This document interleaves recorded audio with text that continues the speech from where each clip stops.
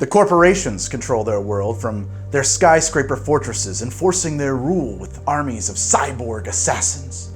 On the street, booster gangs roam a shattered urban wilderness. The rest of the world is a perpetual party as fashion model beautiful techies rub biosculpt jobs with battle-armored road warriors in the hottest clubs, sleaziest bars, and meanest streets this side of the post-Holocaust. The future never looked so bad. This is Cyberpunk. Cyberpunk is just so over the top.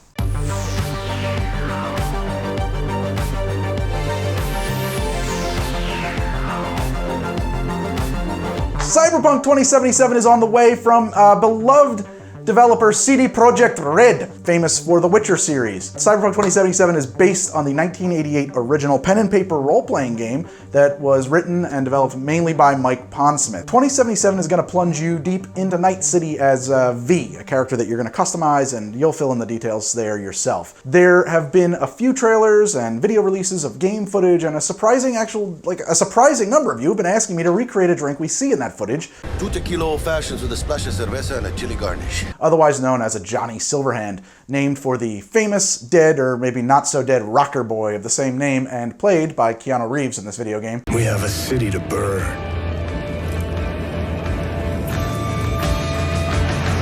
The Johnny Silverhand is served at a Nightcity bar called the Afterlife, which has this kitschy little shtick where all their drinks are named after dead celebrities, hence the Afterlife, hence Johnny Silverhand. I've played a lot of pen and paper RPGs over the years, but somehow Cyberpunk sort of escaped me and my group of friends growing up. But I have read a lot of William Gibson. One of my favorite things about Cyberpunk, the genre and aesthetic, is that Ridley Scott's Blade Runner and William Gibson's Neuromancer were released only 2 years apart from one another. And Blade Runner was based on the 1968 Do Android stream of Electric Sheep, which really isn't all that cyberpunky. I don't think I'm the first to observe that both of these works were in development at the same time, and that the cyberpunk thing was really in the zeitgeist. It had multiple origin points and nexuses of invention. Mike Pondsmith's RPG was released in 1988, only a few years later, after Neuromancer, and I think it is fair to assess that as being another point of invention in that zeitgeist, as opposed to just being a derivative Blade Runner, the game. Not that there would be anything wrong with that, actually, it sounds pretty fun. Anyway, I don't really want to dive super deep into the origins and roots of cyberpunk as a genre, except to say that I think it is true that while cyberpunk might give the appearance of being little more than an aesthetic that's laid over the top of another genre, that unlike the blank punk things that follow in cyberpunk's wake, cyberpunk is a real reaction to the culture it grew out of, despite being extremely over the top. And I mean, it is just like insanely over the top, cyberpunk as a genre. Like, as ridiculous as you want it to be fits in cyberpunk. You just go nuts, throw it all in there. More is more should be like a central tenet to cyberpunk. Despite being super over the top, I think it's true to say that cyberpunk is genuine speculative fiction, basically the makings of the very best sci-fi. And in my opinion, that's very cool. That's enough. We're in the afterlife, and our pal Jackie orders us 2 tequila old fashions with a splash of cerveza, and the bartender calls this a Johnny Silverhand. We don't get a fantastic look at the drink in the game, but there's actually not much to see anyway. It's just sort of like a, geometric glass with not much that we can see in it. My only problem with this drink, the Johnny Silverhand, as it's described in the game, is that it's an old-fashioned that you splash a beer into. What is that? What's the point of that? Like a splash of beer in an old-fashioned? Anyway, I played around with that idea a bit, and I sort of had stumbled into this idea that maybe we lose the ice from the old-fashioned, and then instead of just splashing beer across the top, it's a float of beer. And we do more of a 50-50 thing. So it's not a splash, and it gets a lot closer this way to being a very refined Boilermaker. It's tricky to float a beer on a cocktail. There's a lot of physics involved about specific gravity and fluid densities and stuff like that. Liquor in a cocktail is going to be less dense than most beer. And so they're either going to want to mix and not separate very well, or the beer is going to want to sink right to the bottom. It's a tricky thing to do. And I specifically did want this drink to have a layered look as much as possible. So while I initially thought that it would be obvious to go with a Mexican beer, Modelo Negra jumped out at me. Turns out Modelo Negra is too low in alcohol content to float, and also it's not really black once you pour it out of that dark glass bottle. It's pretty light in color.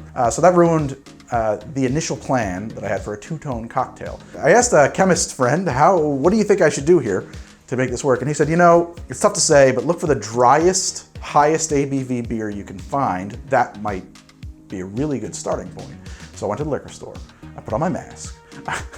I wandered around, suspiciously eyeing everybody else at the liquor store. I put on my mask and I went to the liquor store and I shopped around, and what I found was the Lost Abbey Agave Maria Ale from the Lost Abbey is very dark in color, and it's 13.5% by volume. It is right at the edge of being less dense or more dense than the cocktail, and it sort of mostly floats.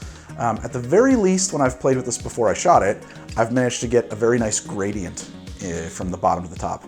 Another happy accident in testing this is that this is a shockingly delicious combination with this cocktail, to the point where I think it transcends being a video game drink adaptation. This should be served. This should be on menus or something. I don't know, it would be an expensive drink to serve because this is not cheap. But oh my God, it's so good. I did think originally that using this beer would be a mistake thematically, but one of the core aspects of Cyberpunk as a genre is the blending of various cultures of Earth in really blunt, just like smash you in the face kind of ways. And this beer turns out to be perfect. It's a double style ale that's made with agave and aged in tequila barrels, so it's right there with our tequila old fashioned. Winds up very tart flavor profile that I think is a bit like a sour ale, though I'm not a beer expert and it doesn't say sour ale on the bottle, so maybe it doesn't really meet the definitions of a sour ale, but it's fairly sour and nonetheless. Whatever this beer is, it's great in this, so let's make a Johnny Silverhand. The first thing I need to do is prepare the glass I'm gonna serve it in. I need a lime wedge to do that, so I'm gonna take my knife and my cutting board here, and I'm gonna make just a wedge of lime. It doesn't have to be fancy at all because we're not doing much with this. The job of this lime wedge is pretty unimportant. It's just we're gonna take this and we're going to paint lime juice on the outside of this glass, and I'm gonna go with about a half of it. I'm gonna dip that into smoked chili pepper because, as we know, this drink is served with a chili garnish, otherwise known as chipotle spice. I'm gonna set the glass aside. Okay, so next I need my mixing glass. I just got that from outer space. I forgot it. I hit cut. It appeared. It's magic. I need a mixing glass, and to that I'm gonna add a little bit more than a quarter and a little bit less than a half of an ounce of simple syrup. So 15 milliliters for a half. I would go 10 milliliters if you're doing it that way. If you're metric land, I would say 12, I think that Dave Arnold would call this a fat quarter. I'm just gonna split the difference in my jigger here, right between the quarter and a half. I have made this with Demerara simple syrup and it's fine, but there's a visual thing going on here. We wanna keep as much lightness in this drink as possible, and I think that it's just one of those cases where you should probably use a plain simple syrup. 2-to-1 ratio. Then I'm gonna need a dash of Angostura bitters and a dash of orange bitters up here in New Jersey. And now I need 2 ounces of tequila. I am using this tequila, La Gretona, which is 100% blue agave. Comes in this very rustic looking bottle. It's cheap, it's like $34 compared to my normal Fortaleza. It was pretty good actually. I haven't had any complaints about this with this drink. I'm also the only person who's drank this drink, so why would I complain about it? That would be a weird thing for me to do, complain about my own drink. But nonetheless, I haven't. So that's saying something, right? Yep. Cool.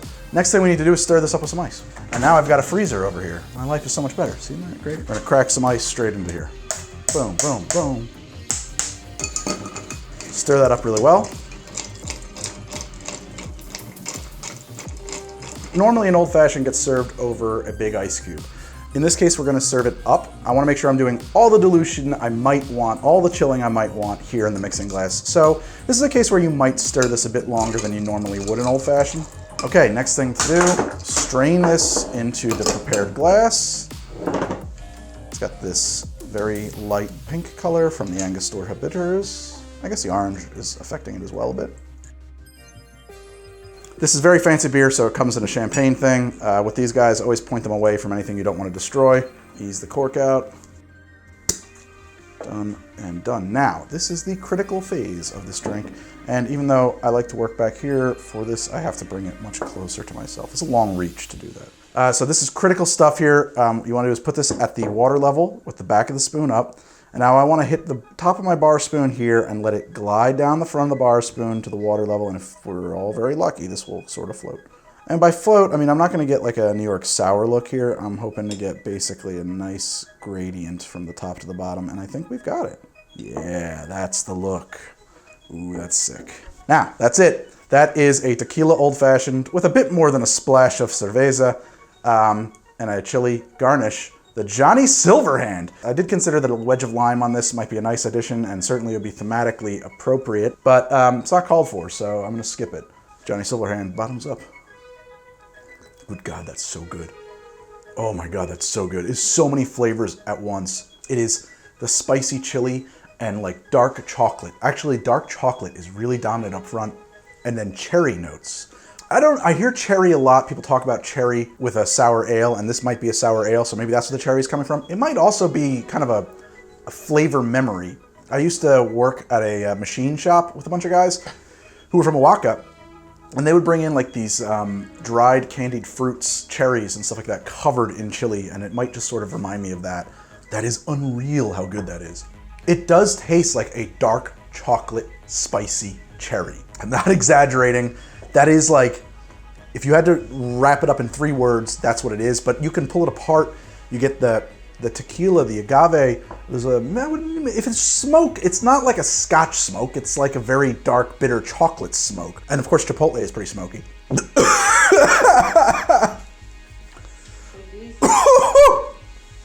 I went down the squiggly pipe, as my kid likes to say. Oh man, woo! It's so good. It's an unbelievably good drink. So I got the dark chocolate, I got cherry spice, that's smoky Chipotle spice, and it does set your mouth on fire, and it's wonderful. But the one nice thing is that if you prep this in advance, the lime and the Chipotle really seat together and dry in a way that like a salted rim doesn't. So even though it looks like you're just putting pure chili powder in your mouth, which is fine, it's not as overpowering, and it's not like eating a spoonful of Chipotle like you might expect it to be. If you're into that kind of thing, you might like it anyway. It has this really cool light and dark layered look, which I think makes it very unique. And it kind of reminds me of like a very, like I said before, like a very, very sophisticated Boilermaker. Like who would, I would never occur to me to put a beer on top of an old fashioned except for that drink in the video game. And then I had to make it good. And I think I feel like I did. I feel like I did. Oh yeah. And when you get into, when you start the tequila, you get the beer and Chipotle and the cherry and the chocolate first, but then that tequila comes through. Wow, that is really awesome. This really is a good drink.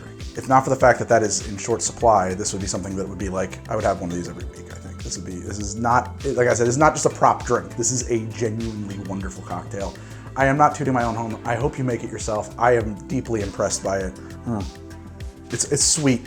It is more sweet than you expect it to be. And maybe on one hand, I'm like, is it too sweet? I don't know, but I think it's not. I think it's not. I think if I made this less sweet, it would become too spicy. It would become too harsh.